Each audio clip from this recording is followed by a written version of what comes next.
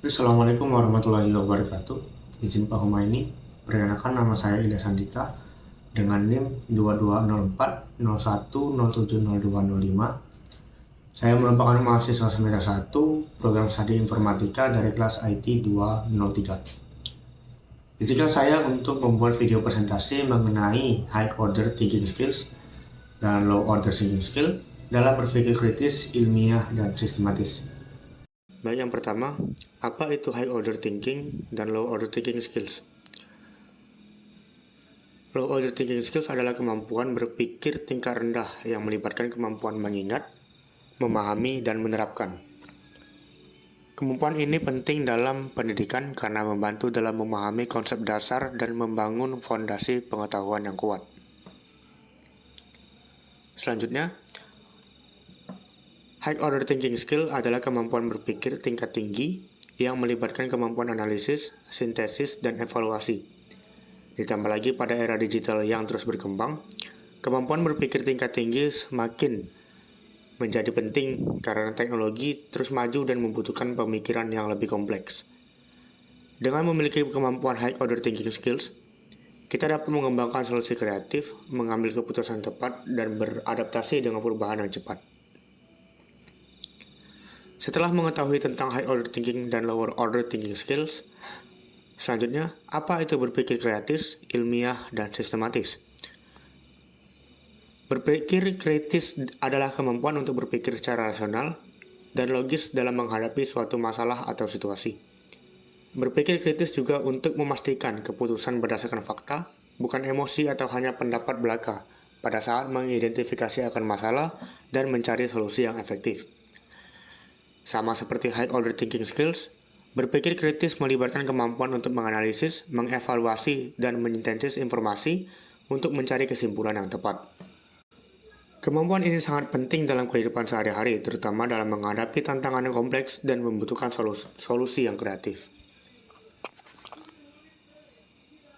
Selanjutnya, berpikir ilmiah. Berpikir ilmiah adalah proses berpikir yang didasarkan pada logika deduktif dan induktif. Berpikir ilmiah melibatkan pengamatan, penyelidikan, penalaran, dan pengujian untuk mencapai suatu kesimpulan yang berupa pengetahuan. Tujuan dari berpikir ilmiah sendiri adalah untuk menghasilkan pengetahuan yang teruji, sah, dan benar, sehingga bisa memberikan kontribusi yang baik untuk pengetahuan.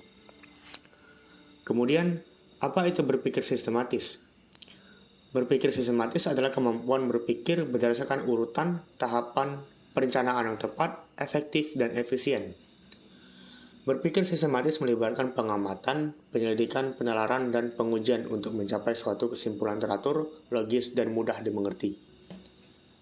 Berpikir sistematis sendiri sering dikaitkan dengan berpikir kritis, karena keduanya melibatkan kemampuan untuk menganalisis informasi dan mencapai kesimpulan yang tepat.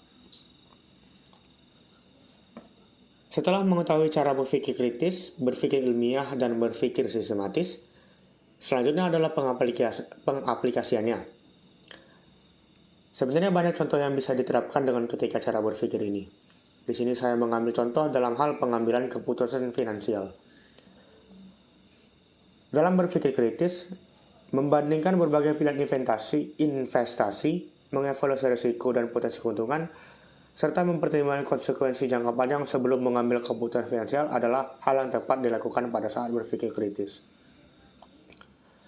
Kemudian, mengumpulkan data tentang berbagai instrumen investasi, menganalisis tren pasar, dan menggunakan data historis untuk membantu membuat keputusan berdasarkan bukti atau pengalaman.